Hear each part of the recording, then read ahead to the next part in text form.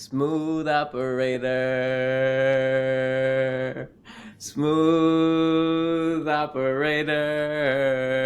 Smooth operator. Hey, the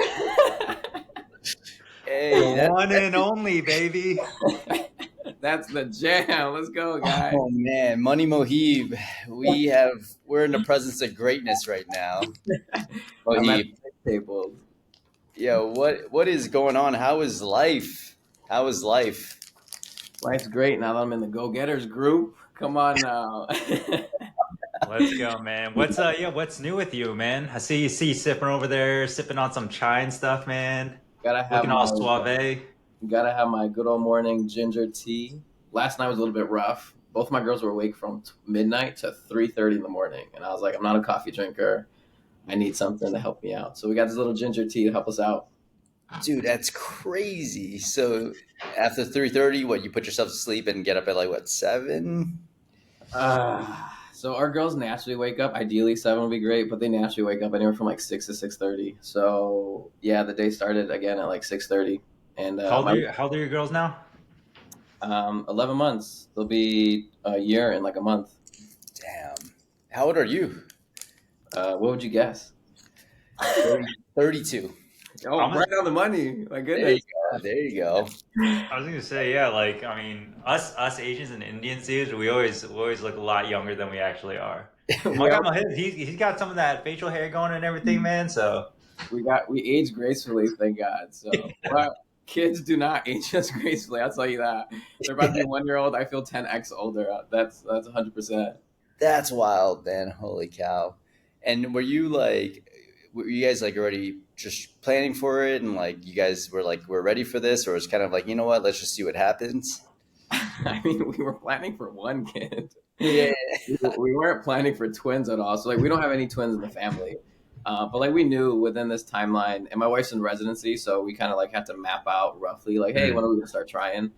So last year we started. She's a second year, and we were kind of like, all right, now's the time. And we don't have any twins in the family, but my wife's really small. She's maybe like 5'2", 5'1", and her biggest fear was having twins. And I would always crack a joke, hey, what if we have twins one day? She's like, nah, don't even crack a joke. We go to the OB appointment when we know she's pregnant, sticks the ultrasound in, and she's like, well, there's two in there. I busted out laughing. I was like, oh my God, my wife turned pale as a ghost. I was like, Yeah, oh, you started that's cracking so up. funny. I was laughing because I literally, not to say I spoke, but I was like, this has to be a movie scene right now. It just covered my mouth. I was shaking, laughing in that room.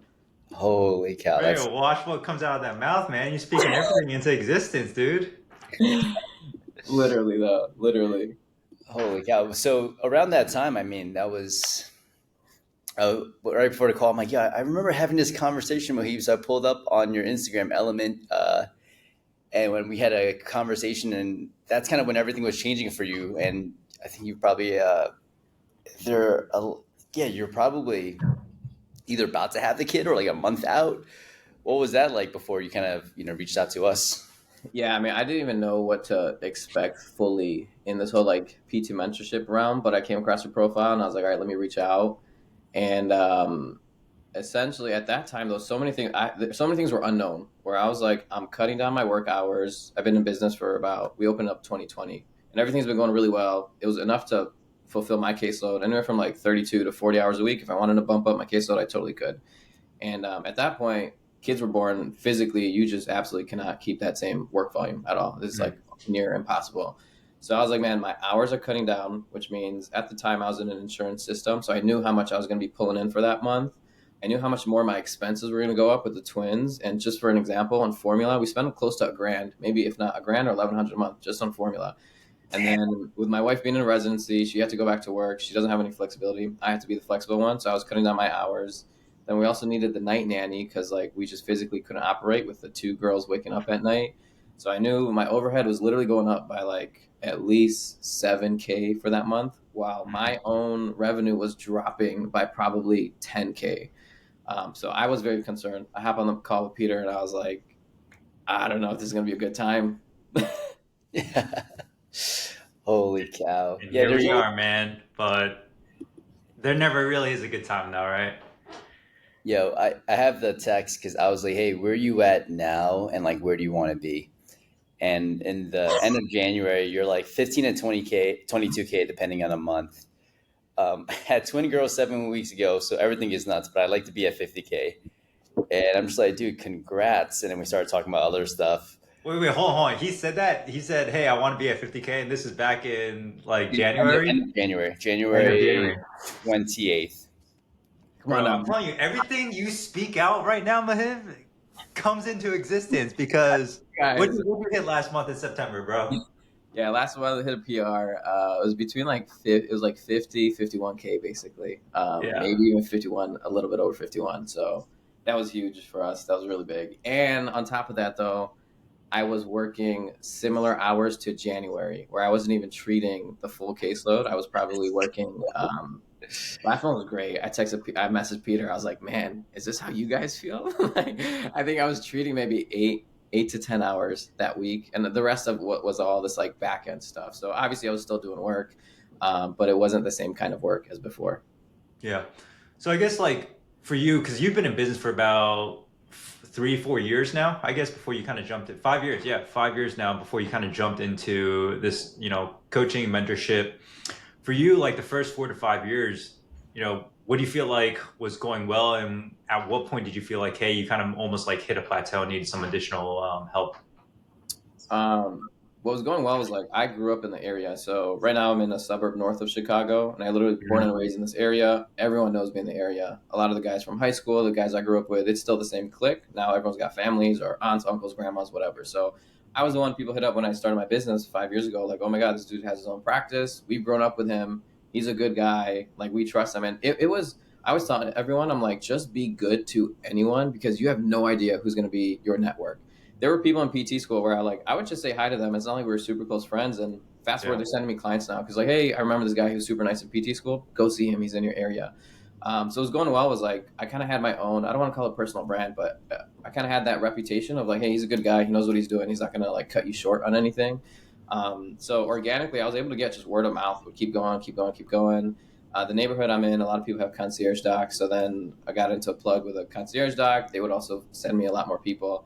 And that was all through the insurance system. And then, I mean, literally within like 3 years, I kind of got to the point where I was like, man, here's like where my ceiling or my cap is at.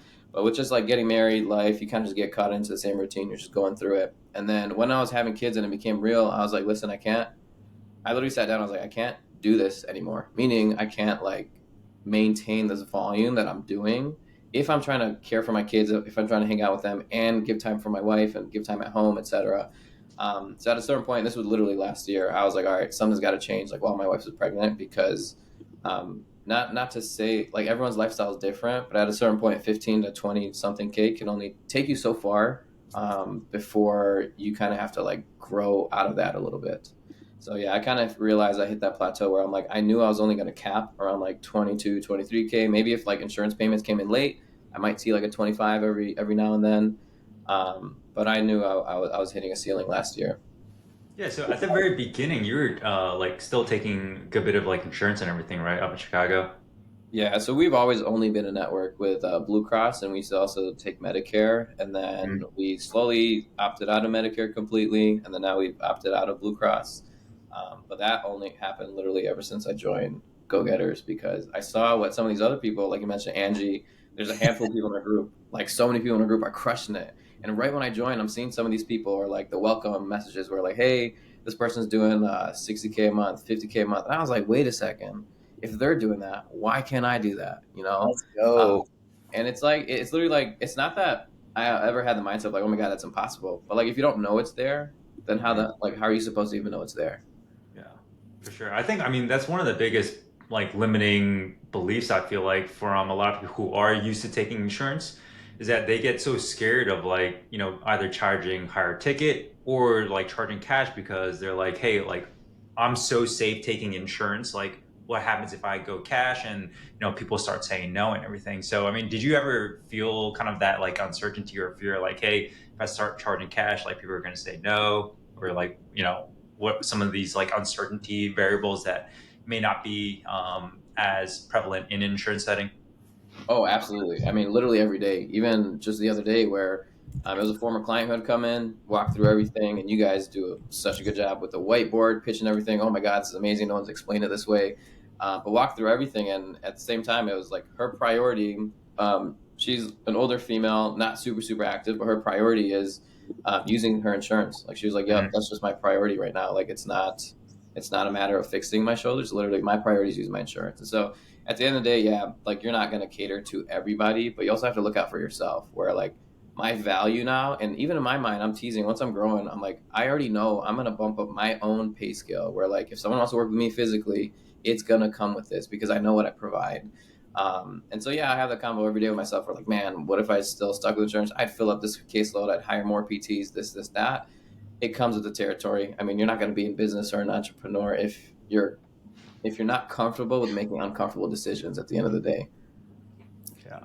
Damn, dude. The thing that I always crack up on because like you always feel like, oh man, I've capped my price. I capped my price, and then like Christy offered someone wanted to see me exactly what you're saying, Muhibb, and Christy's like, fuck it, 500 per session, 450 for follow ups, and he was like, sure, and I was like, what in the world? Like, what is the limiter?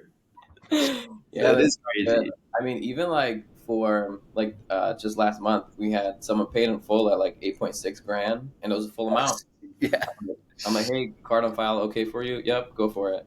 And that's Yeah. 8.6 grand. And so now, anytime someone's paying me, even this sounds bad, anytime I get a full payment of 3K, 3K, 3K, 2K, 20, whatever, I'm just like, man, it like it doesn't hit the same as what those that 8.6 did, which is The bad, ceiling has increased. You know which is what's crazy bad. though? Someone's like, how much is this going to cost? You're like, a used Toyota Camry. That's what it's going to cost. Like it's crazy. It's so funny because like in the group, Mahib he'll often post about like the piffs that he's getting, and so we have like a nickname for him of being like the piff daddy or the piff king, right? And so to go from collecting insurance claims of what were they reimbursing up there for you up in Chicago for like a in network Blue Cross Blue Shield like 120 or 150 or something like that. Yeah, it's around like 140. Yes, right. So go from something like where you're getting reimbursed, like your value is 140, all the way up to, selling PIF at like 8.5. Like that's a tremendous jump, man. So I gotta say, like, it's definitely not easy coming from, insurance to be able to, pick up sales, objection handling, go very, very smoothly as well as you have. So props and kudos to you, man, for that. Appreciate it. And again, literally, one, if you're good at communication, you'll succeed in business. And if you have like really good relationship and personal skills. But Yeah. two, if you don't have the tools or the skill set, you guys literally are like, hey, here's this module. Here's exactly how you do it. I'm like, okay, cool. Let me just do that. Let me add my own style, okay, like how I talk to someone. And it's literally like this. A lot of clients, I'll speak to them like this because they're going to be around my demographic or my age group. Other clients, yeah, I'm going to tone it in a little bit. I'll be a lot more professional. But you guys literally outline, hey, here's how you show them exactly what they need. And people come in, they're mind blown, where they're like, for everyone listening, you guys have this whiteboard example where at the end of the eval, you map out exactly what we want to work on, what interventions to work on, timelines of recovery, certain prerequisites in order to get back into like running, swinging, pitching, whatever it may be. And when we literally just yesterday mapped everything out, someone came in off of like a $75 ad and they're like, I've been in PT for like X amount of years, but I've never seen someone lay this out in detail where you're literally creating an offer that someone can't refuse if they are interested in getting like hitting XYZ goal. So again, like communication, great, personal skills, great. But if you don't literally have the tools or know how to do it, like what's the point of all that? Dude, you have such a good you have a great personality because one, I think you're just like I can immediately tell once we got on a call. I'm like, oh man, I definitely would chill with this guy. If we were in a city, we'd be kicking it all the time. What is like? How'd you get that outlook on life? Like, have you always been like a chilled, laid back kind of person, or is that like you're actually like yo? Actually, I'm pretty serious because like you take stuff and you just go with it, right? So like your mindset, like, did you have a period of time where you're like, yeah, I failed a lot, and I'm like now I'm just like getting into my groove of stuff because I feel like whenever you put your mind to something, boom, you just like crush it. Yeah, no, again, thank God. One, I'm really glad you asked that because I really think in life, this is just for everyone, not even business related. Like, you have to have a why that keeps you grounded. So I'm Muslim. Like, no one knows this probably in the group, but like, I try to stay on top of my religion. And what that means is like, we pray or we try to pray 5 times a day, and it takes like 3 to 5 minutes. But to be able to step out of like everything that, oh my God, this person didn't close on a sale, or okay, I closed this, I got to hop on this phone call, now I got this, I got this, you literally take a step back, you take 2 minutes, and there's so much evidence out there to be like, hey, meditation, just take a step back, think about things, contemplate. So we do that 5 times a day. One's at like sunrise before anyone's even awake, afternoon, late afternoon, evening, and the ones like right before you go to sleep. So for me, growing up, like I attended a private Muslim school, kindergarten through 8th grade. So that was like instilled in me, where like, hey, prayer time, time to go. I went to a public high school, and I was like, hey, this is different. Like people act differently. Yeah, I was like, people act differently. Like we don't smoke, we don't drink, and I was like, wow, this is like everywhere. So it really kept you grounded, and then you hover towards those people. So all my guys, even to this day, the guys I hung out with this weekend, we don't smoke, we don't drink, we all play basketball together, we all stay active. When it's prayer time, we'll like pray together. And really in our religion, like big thing is like everything happens for a reason. So like even if something bad happens, like I hit up Peter one day where I was like, man, I don't even know if I should make this jump, because this month I hit 12K. Literally within 1 to 2 months, I hit 50 something. But that 12K moment, in the moment, I'm like, why is this happening? This is horrible. This is terrible. Like I can't. Things are going wrong. But then at the end of the month, I was like, I'm not properly using the CRM. I'm not using Facebook ads. I had zero marketing events. I'm relying on word of mouth, when right now people are getting back into school, where everyone's on like summer break basically. I am serving myself. I'm doing like a disservice to myself, or the reason I'm in my situation because of all that. I fixed it, and literally 2 months later, I'm at a PR of like 51, 52, 50K basically. So, yeah, the mindset was literally growing up religion, and like my parents have been super supportive, and seeing my dad grind with work too. His big thing was like, if something bad happens, don't get caught in the moment, take a step back. Like it happened for a reason. God put you through that for a specific reason. It's kind of wild because that's the same exact mindset we try to foster, right? It's just like, hey, don't stress. Like, let's learn from like whatever happens this month, and like let's keep moving forward. But no, kudos to you, because that's fucking amazing that you stay close with your religion, community, and stuff like that. So much props, man. I think one of the good things too is like you actually took a step back and you kind of like understood, hey, like what are the main inputs that you're not currently doing that are potentially causing like, the result at the end of the month. And once you kind of understood, hey, like what are the main levers you have to pull to kind of flip the ship around, you immediately do it. And lo and behold, like we start taking action, we get the result that we're looking for. Um, Dude, one thing that I learned a little bit about the Muslim culture, this is literally like 2 or 3 months ago, is there are some things that are halal, and some Yeah. things that are haram. And apparently cats, right, in the Muslim culture are considered halal. They're considered holy, right? I would say they're considered holy, but like they were It's like good luck or something like that. no, not even good luck. Like at our Prophet Muhammad, peace be upon him, he's like our he's like one of our main prophets that we look up to, and there's so many details about how he did business, his personality, blah blah blah, and how he Mm-hmm. conducted business with people, how he treated animals, even like clothing, etc. So many details about it. So around his time, there were lots of cats everywhere, and like I mean, they were very respectful to every possible animal. So I wouldn't say like cats are like holy, but there's something that's permissible, like allowed. If someone wants a pet, they want a cat, feel free to get it. Dogs, though, yeah, in a religion, they're not permissible. It They're has something, haram, right?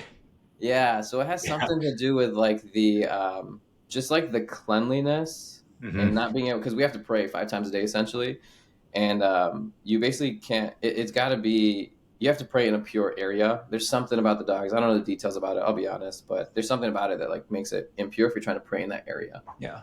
Let me ask you this. Is there a high Muslim community up in Chicago where you're at? Oh, it's huge. It's literally the number one reason why I'm not gonna move anywhere. So like Okay. there's so much, and it's only growing even more. Like for example, the that school I went to, kindergarten through 8th grade, the school size was about like 200 people. It was very Mm-hmm. small. Like people, everyone was an immigrant who was there, and they took a chance on this school. And now all those immigrants, they're seeing the fruits of their labor basically. Where now there's like multiple campuses, they're expanding. Like people who are donating like 50K, people are donating 40K, 100K. The other night they had a fundraising dinner. Someone donated, I think, like 125. And Yeah. Damn. I told one of my buddies, and again, you got to have a bigger why. I was like, I want to be one of those guys in the stands that's like 100K. There you go, guys. Here you go. I want to give back to that community that got me to the point that I'm at. So you got to have a bigger why. But yeah, there's a huge Muslim population here. I would never leave it. Dude, that's That's awesome. I don't think I've actually ever talked to you about this, but have you ever thought about like intentionally like marketing towards the Muslim community? Because I know especially in like the Asian culture, like like my parents especially, like they will trust an Asian doctor 100% more than somebody who's like white or You're all Caucasian. It's brother. just, yeah, if they can like speak the same language as them, that rapport like and trust instantly skyrockets. I mean, that's huge. Literally, one of the reasons I went with you guys, like, man, you guys are Asian. All right, cool. Like, I feel even more comfortable. So, yeah. So, in terms of marketing that population, it's a little bit tough. Like, I think right now is a good generation where, like, my friends Hmm. are in this age group. A lot of them kind of moved to further suburbs, but yeah, there's a lot more wealth in our generation. It is possible. It's just like I don't know if it's the same with the Asian culture. Sometimes everyone comes in expecting a certain discount or to get treated a specific way. Where I'm like, man, Mm. for me, if I know someone's in business and either the Muslim, Indian, whatever it might be, I am going to pay their rate. Period. I'm not even going to ask any questions. If they want double, I will pay them double because I want to support them. That is like slowly changing in our culture where people are kind of shifting towards that mindset. But yeah, the reason I don't want to only limit it to that, because I know it's a smaller population, health might not be the biggest priority. It is Mm. slowly becoming a really big priority, and everyone has their kids enrolled in all these like different sports and stuff. But I kind of don't want to really narrow that down. Dog, the one thing I always think about is like whenever I go to a Chinese restaurant and the kid's got the laptop out, or like and then the older kid is like taking your order. I'm like, for some reason the food just tastes better, and I'm gonna leave you a 5-star review, like straight up. And you're gonna get a fat tip. That's it. So once the twins are doing their homework and running No. around in the clinic, you already know it's gonna pop off. It's There you legit. go. Yeah, it's so good. Yeah, no, I love that mindset. I'm the same way, man. Like anytime, like I have a friend who owns a business, and they say, "Oh, let me give you like the friends and family discount." I like never want to take that. It's like, hey, the best thing that I can do as a friend is to like pay your full rate, 100% completely. Yeah, my friend used to have a dessert shop in this. He had two dessert shops. He was my videographer as well. But me and another friend came. He's like, "Yo, let's just go get dessert. It's all good. It's free." I'm like, "Dog, we're paying. Like, we're not gonna take this for free." I think like whenever you have one friend in the friend group that opens something, everyone's like, "Oh, yo, we can pull up whenever," and it's like, no, no, no, that's just not how it works. Yeah, it's like, do you want the lights to still run, or do you want me to shut down? Like, what? Where are we at here? Oh Do you have man. any like money mindset issues growing up in a Muslim household? I wouldn't say it's related to a Muslim household. It's more of just like, so my dad came in like the 70s, same with my mom. And Hmm. this has to literally do with one, being an immigrant, two, being Indian. Just, I can say because I'm Indian, but we're all known to be cheap. Like, we don't like to spend lots of money. Yeah. But at the same time, like when my dad had come here, fast forward, he like did a bunch of side jobs. He bought an Ace Hardware, but it was in Inglewood. So with anyone who's familiar with Chicago, yeah, Inglewood, you hear Inglewood, and for those of you listening, Andy made his face like, damn, yeah, literally. So I mean, he worked in South Side of Chicago, and at a certain point, I think by like high school, I kind of got a good realization of how much he actually makes. And I'm one of four siblings, and like he paid, I don't know how he paid for my oldest sister's wedding. He paid for three of them. So my brother's wedding, my sister's wedding, they all went to DePaul, paid for that. And everyone's like, "Oh my god, you must have had so much money." My dad would never spend money on himself. Even if I were to ask for something, like you're like, man, it's really tight. Like really, like the $60 pair of shoes that I wanted growing up, those were kind of out the picture. But like my mom would be like, all right, like let's go to the store, we can get it for you. So growing up, I kind of knew like money wasn't readily available, so I appreciated it more. So like I knew, okay, man, if I'm going out to eat back then, you could buy food for like whatever $6 to $10. But if you're doing that like 5 days a week, I kind of knew I was like, man, that's kind of a hit on my dad's income, and there's four of us in here. I know the property taxes in our area are pretty high. So I don't know if it was like just, yeah, I mean, essentially that's kind of what contributed to that mindset where we didn't have a lot growing up. And so it really forces you to allocate the money where you think is very, very important. Mhm. Yeah. How do you feel like it's transferred to you as well, or like you're a little bit more lenient now? It's funny. So This man just spent $1,000 on formula, man. He's big balling. no, I'm just kidding. For me, it's funny. My wife is the more frugal one, and it's not even being Mm. cheap. She'll spend money in certain areas, but when it comes to buying something, even for herself. We were at a store the other day. She's like, "Man, these pants are like $40." I was like, "Let's just buy it. You want all three colors, four colors? Toss it in the cart. I don't care."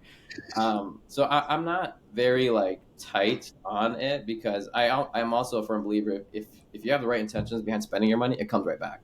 The goal of me spending money, I'm gonna make my wife happy. I want to either whatever donate, take my guys out for food, whatever it might be. You have a bigger picture behind it, it's gonna come right back.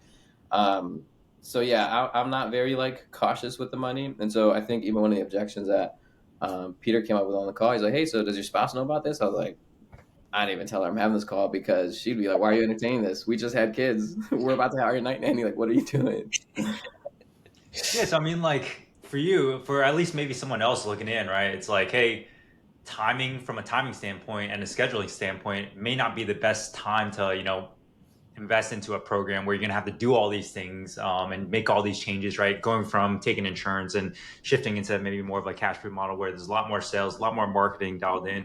You got your hands full with the two new baby girls and stuff. And shit, now you got to kind of hide this big investment into the program from your wife, man. So what was it kind of that, I guess helped you kind of overcome all these things where, oftentimes people may use these as legitimate excuses on, hey, like now isn't the best time to, join a program to kind of help grow my business. Yeah. Side note, so she still doesn't know that I've. Well, hey, dude, happy wife, happy life, right? And the way you're happy is if she doesn't know how much you spent on this Bro, program. that's haram. That's haram, bro. That's haram. Dude, that's so funny. I'm gonna use that next time someone brings up, hey, let me talk to my son. I'm like, bro, just don't talk to her about it. Yeah. Just hide it. I'm a very. That's straight from Money Muhibb, and look at where he's at now, 50K a month. Yeah. So yeah, she also doesn't know it's recurring. Oh man, that was good, dude. I can't believe you just said that. She still doesn't know. Oh man. Yeah. So I'm sorry. Going back to your original question, it was basically like what helped you overcome that or like get past that. Yeah, for sure. Like, you got all these things like, hey, hands are full with the new babies, limited time. You're almost shifting into a completely brand new kind of like work model, right? Going from insurance into cash. And also too, we got to shell a good bit of money to actually join this program to kind of help you grow your business. Yeah. I think you also just have to sit down and have that conversation with yourself. Well, where am I at right now? Am I okay with that? And usually the answer 90% of the time, if you're even asking yourself that, it's a no. I'm not okay with staying with where I'm at. And it's like, okay, why are you not okay with that? And for me, I was like, I'm having kids. I want to allocate more time to my family. I want to be around my kids. I love at the end of the day, I see my little girl smile, makes my day. I don't care if I had a hard day, something was bad. I go see them smile. Even today, I was up for whatever, 3 hours from 12 to 3. They're smiling in the morning. That's washed out completely. So you also just literally have to ask yourself, why do you want this change? I wanted more flexibility in my hours, and I want to be able to scale where there are times where so many times in the past few months I had to take my girls to doctor appointments like last minute, and my wife's a resident, so she can't leave the hospital just like whenever she needs to. So there's so many times where I'm like, hey, Dr. Annalisa, can you cover my clients for today? Or hey, I'm not going to come in today. I know we are scheduled for XYZ. It just provided me with a lot of that flexibility that I was looking for. And at the end of the day, is like no type of growth happens without a little bit of a risk. And it's obviously got to be like a calculated risk where, like, yeah, even when I had that conversation the other time, I kind of knew here's how much is in my bank account. Like, here's what I can play with. Even if I have a bad, like, 3 months, 6 months, like, I'd kind of be okay.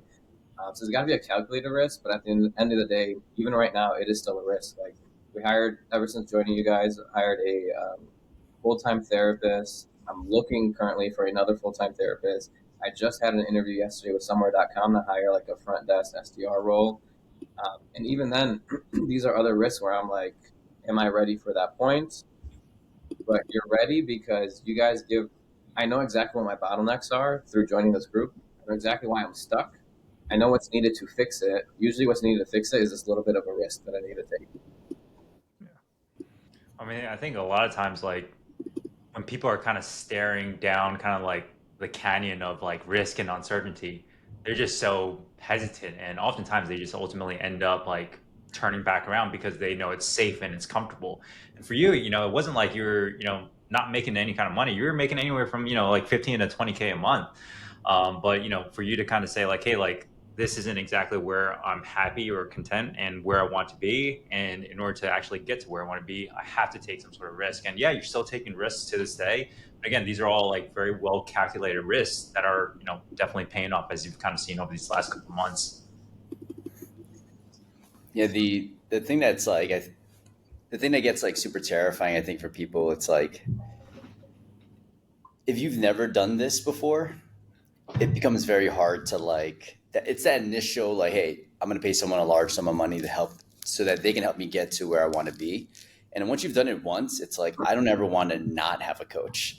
Like every single aspect of my life now, it's like I'm just going to pay someone to teach me this at a better level, a higher level.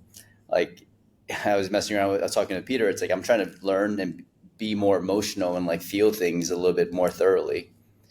Next week I start my first emotional coaching call with like a bunch of other CEOs and execs. So it's just like it's just what you do, right? Like as you start to grow and scale, it's like you can't solve problems with your own time anymore. You got to solve them with money so that you can have your time to focus on the highest level thing. And Muhibb, it's like it's been a bottleneck for you, right? It's like all your energy and your time gets laser focused on the one thing that's going to grow the business. Everything else you start to outsource. How Yeah, has it and been with like stepping into more of kind of like the back end operation side of things, of hiring people, coaching them up on sales? You're running some ads now and you're starting to see some like good ROI. But like, how has that been like a big shift from, I guess, yeah, just like constantly being in the business of working and treating, and really just doing that, to kind of taking a step back and working more on the back end side of things? obviously there's like a learning curve. So even right when I joined the group, Peter, for the longest time, I was like, I'm not even using the CRM because I was like, I had my intro call with the guy, and again, it was a day where I was just with the girls. I had my parents over. Girls were crying in the background. I had to go run, make some formula, change the diaper real quick. Like my brain, it wasn't fully there, and it's just impossible. And I was like, I don't know how to use this thing. This is crazy. I've been getting by for the past 5 years. Let me not use it. And I got to a certain point where I'm like, okay, I just have to. I gotta block out the time. Literally wrote it down. I'm blocking out this time. I'm just gonna sit, spend an hour, 2 hours, whatever it is, and learn the CRM. Learn that, boom, game changer. You get that hit of dopamine. You see that improvement right away in your business, the flow. Okay, cool. CRM, what's next on the list? Let me figure out ads. Again, ads, I was dreading it. For everyone out there, in the beginning, it's kind of a pain in the butt to like figure out how to do it and how to learn it. And I'm in Peter's DMs all the time. I don't know if people DM Peter as much as as much as I do, but I'm messaging you all the time. Literally yesterday, I DM'd Peter and I was like, "Hey, I'm trying to record this video on Loom, and the pinwheel is stuck on loading. It's like, what do I do here? Yeah, I could have Googled it. I could have done everything, but like you have mentors for a reason where they run into these issues, as small, as big as they may be. And I tried the easier route of like, hey, there's a clinician who owned her own practice. And I, like, again, it was free. I was just a messenger, like, hey, what do you do for this? What do you do for that? Blah, blah, blah. I tried that cheaper route.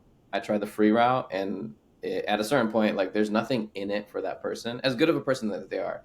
There's nothing in it for that person to continue to help you. You get what you pay for at a certain point. And even for some people who are like, yeah, I paid for this coach, I paid for that therapy, and it didn't work out. It's like, well, have you eaten at a restaurant that you've had bad food? Are you going to go back? Are you just going to stop eating at every restaurant completely? No, you're going to go try out something else. Um, yeah, so it really just boils down to that for me. No, I love it. You just gotta. There's so many. There's literally like a book, right? It's called like Eat the Frog. It's like 300 pages to say do the hardest thing first thing in the morning, right? And there's so many things like that. And it's like once you rip off the band-aid, it wasn't really that bad. Like, oh shit. And I think when people are trying to get, it happens in every stage, right? When people are just trying to get going, it's like, oh man, I got to think of my perfect logo. I got to get this. And I'm like, if you literally just block off 2 hours and sit at a coffee shop and did nothing else, you would be able to get that shit done. If you just sat at a coffee shop for one Saturday morning, looked at the CRM, you can get it done. Like all of these things are just like a band-aid. But once you rip it, you're like, all right, that was the hardest thing to take that first step. Yeah. And also too, Yeah. like, I don't think you waited for things to be absolutely perfect in the CRM, or you waited for like the perfect ad copy before you actually launched it, right? Like he made multiple different reiterations in the CRM to kind of tweak and adjust and change to see like, hey, what was working. Same thing with like the ad creatives that you were filming and everything. But the only way you can kind of get that feedback is if you actually put it out there, test it, and then get that feedback and then improvise and make adjustments from there. I mean, yeah, the biggest thing is putting it out there, but the biggest fear is like, how do I get to that point? And you guys literally bridge the gap in your mentorship because everyone has this concept. Yeah, I want to start a business. I want to do this, that. How? Like, there's this giant. Again, you got that bridge. How do I get from point A to point B? You guys lay out every single thing, and if it's not there, we literally DM you. Again, Peter, I'm DMing you literally every day, multiple times a day, asking for advice or whatever. And so to have you literally it's served to you like if you just do everything there, there's no reason why you shouldn't see success. It's like for someone who's hungry, if you go eat a meal, there's no reason why you should still feel hungry afterwards. If you do, you eat a little bit more. It's literally you guys just give it to us. It's just a matter of executing it. Man, my head coming up with all these like banger analogies today. Dude, that's why we go with the fucking go-getters coaching, because we were just saying like who would really succeed. Prior to starting this past December, we were doing it privately for like a group of like 10 people. And what I realized was like, oh, okay, when we have someone that's an absolute go-getter where we don't have to push them to do something, they usually fucking crush it. So when Peter and Christy and I sat down in like what last October or September, like, yo, what should we call this? Because we need something that's like not that corny, like CEO, blah blah blah, mastermind. I'm like, it just doesn't resonate, right? Like go getters. I'm like, I like that, and I think that's what you are. Like you're just like, hey, you just show me what to do, and I can get it done. Like it's not the effort. Like it's never a will issue. It's just a skill issue. What do I need to learn? What do I got to do, and I can get it done. But your will is super strong.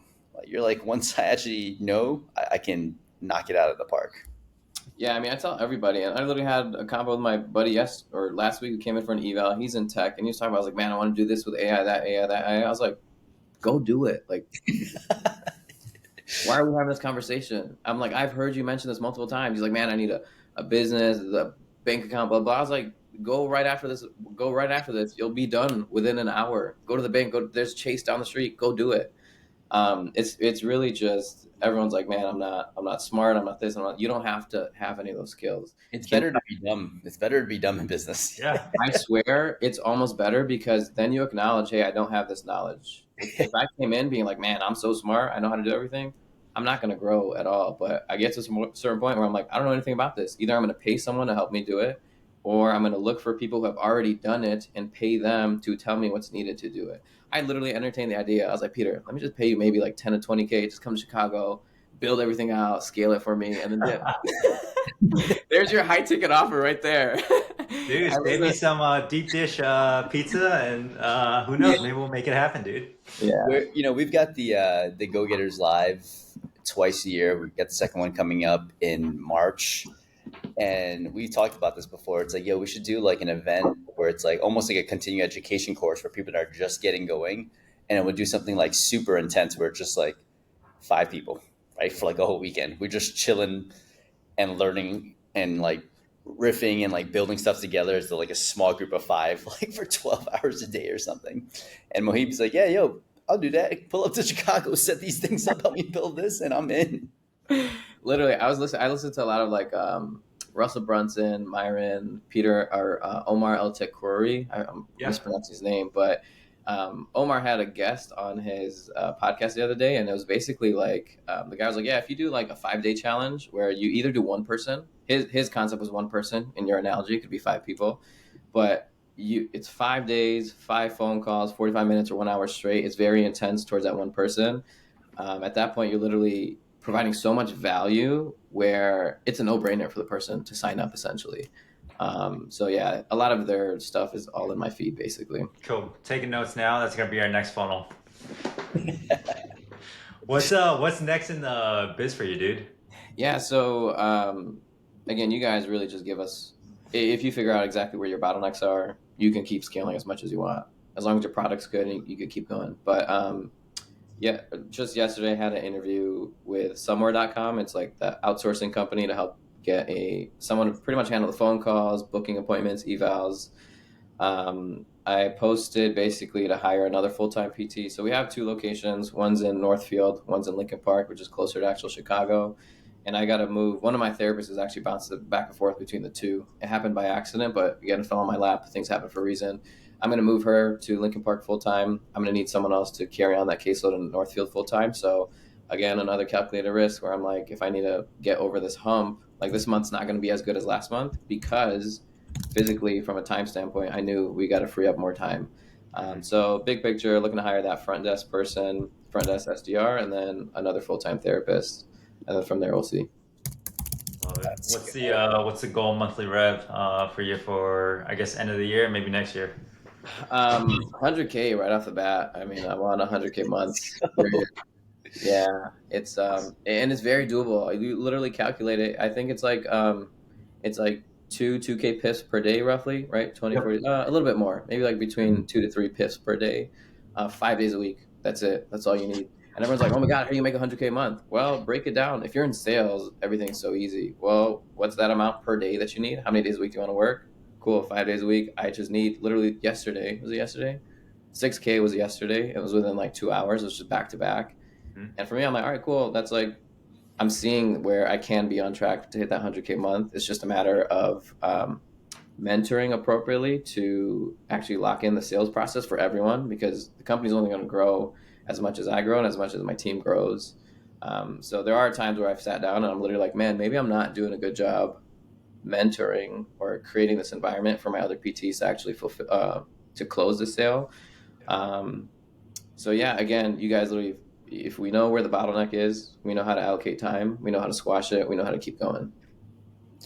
nice, man. With when you hit the 50K, what'd you do to celebrate? Anything?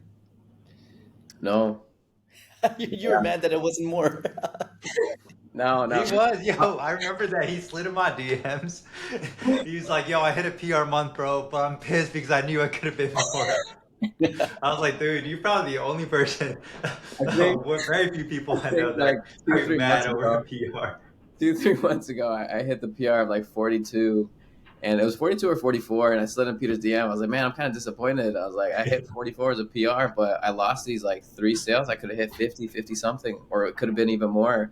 And Peter's like, dude, you're an idiot. You just hit a PR and you're like out here like being hard on yourself. But that's like what's needed if you're in business to like, you can't, again, it depends on what you want to do and what you want to achieve. But if you're content with where you're at, great. If you want to keep growing, you got to come in with the mindset of like, okay, cool. What's next? How do I get there? How do I keep going? So like, I didn't celebrate the 50K. Honestly, I hit a really close buddy of mine. And I'm like, yo, here's where I was at. And again, it's like, man, that he's the one person I will only tell numbers with. He's like, man, that's crazy. Good for you. I remember when you started, blah, blah. It's going to be dope. And again, you got to have a bigger why. For me, it was never the dollar amount. Why am I doing it? Well, I want to be able to provide for my twins, my wife, so that she's not working full time. She can be part time. If I want to take care of my parents, they get taken care of. Her parents get taken care of. I want to be the guy stand up, 100K donation. Cool, great. There it is. So yeah, I didn't blow. Yeah, I didn't waste the money, essentially. No, I feel you, man. It's like Asian Americans. It's like your first like official paycheck as like a working person. You take your parents out to dinner, and like that was one. You know, like when I started and now like we're good. I'm like I took my parents out to dinner. When we hit certain numbers, it was like I bought my parents like Montclair sunglasses. Like it was just like so ridiculous. Like everything was always for a minute. I was always like, all right, let me do something for somebody else. But now I always push people. I'm like, yo, you know, you're the provider. You do so much for your household. Like you should always step back and be like, the fuck do I want? You know, like what doesn't have to be a need because like that's kind of what we always grow up with. Like, oh, we don't need that, so let's not spend money. But it's like it'd be cool to upgrade a car, or like you know what, it'd be cool to like take myself to like a really fucking nice dinner or something like that. Yeah, so I joke around. I tell my guys, it's not even a joke at this point because again, I'm gonna speak it next year. Hit me up on the podcast. It's gonna happen. Coming into existence, baby. Oh my guys, I was like, yeah, again, I'm not too big on that. I want to take care of everything else first. But you'll know I hit my 100K months consecutively when you see me pull up in the G wagon. There you go. See, G wagon. It got to the point. I I looked at the love it. lease. I was like, all right, leases are around like 2,500, maybe 3K a month. I'm like, that's only one PIF on my end. I just go in, clock in, someone's paying for the G wagon. Don't call him Pip Daddy for nothing, man.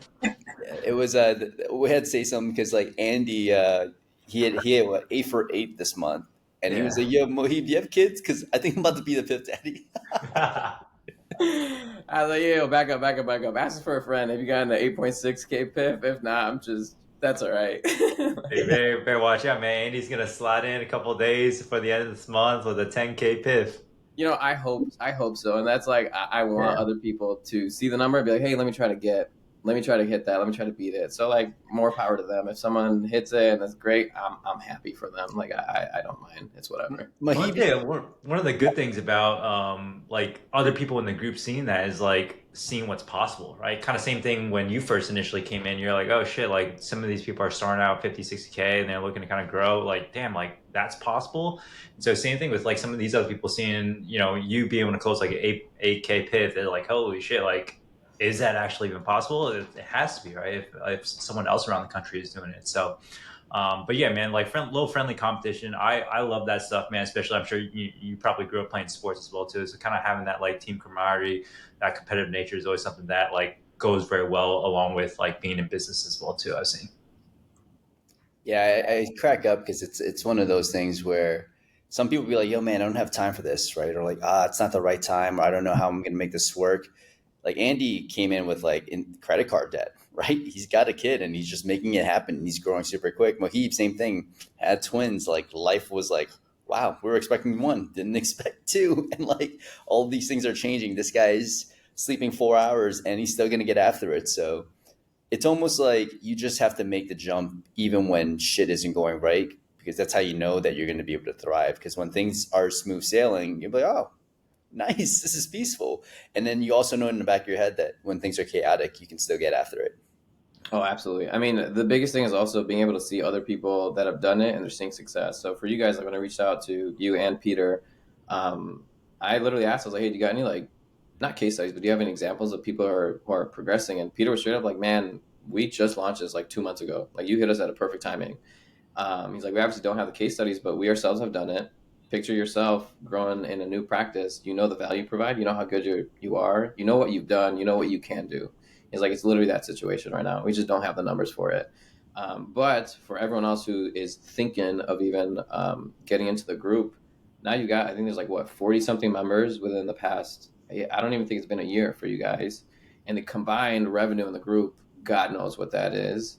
But within the group itself, like people are hitting again. Someone was at like 60 something K. That might have been Angie. Someone was at like 70 something when they joined. Some people are starting off around like 4, 6, 8. But to be able to see it and you have like, hey, here are people that are doing it. It's like a no brainer at that point. Yeah, you're one of the OGs, man. I think you're the only one in the group with the nickname. Everyone's got to, when you onboard people, you're like, all right, fill out the sheet of paper, this one line, come up with a nickname for yourself. It takes 4 months, 4 months. Give us a nickname by the end of that 4 month period. Oh, they Hey, gotta yo, they gotta earn the nickname though, you know. Mohib, I think, yo, if you come to Austin, you got to be our MC. That shit is That's crazy. You know what's funny? I had phenomenal. emceed my whose wedding? It was one of my sister and my siblings' wedding. 1,000 people there, 800 people there. And I was like, oh my god, like, were you nervous going up there? Obviously, but like, Mm. you just get to a point you're comfortable talking to people because like I know who I am and I know what I provide, or I know what I bring to the table essentially. So maybe that'll be my next high ticket offer. It's like, hey, who needs an MC at these events? You actually got Your two boy. nicknames. You got Piff Daddy and Magic Mohib. Yeah, there you go. Look You at got two nicknames. Damn. that. But Mohib, any last words, I guess, like for someone that's on the fence or just like, people that are thinking about this journey, like anything for people that are listening? Mostly Any people are, words of wisdom? yeah. Yeah, essentially sit down and like have that conversation with yourself as to where do you want to be and like why do you want to get there.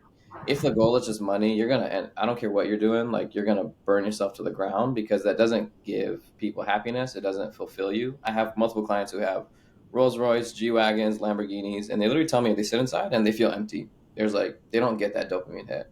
Sit Mm. down, have that conversation with yourself. Why do you want to be where you want to be? How do you get there?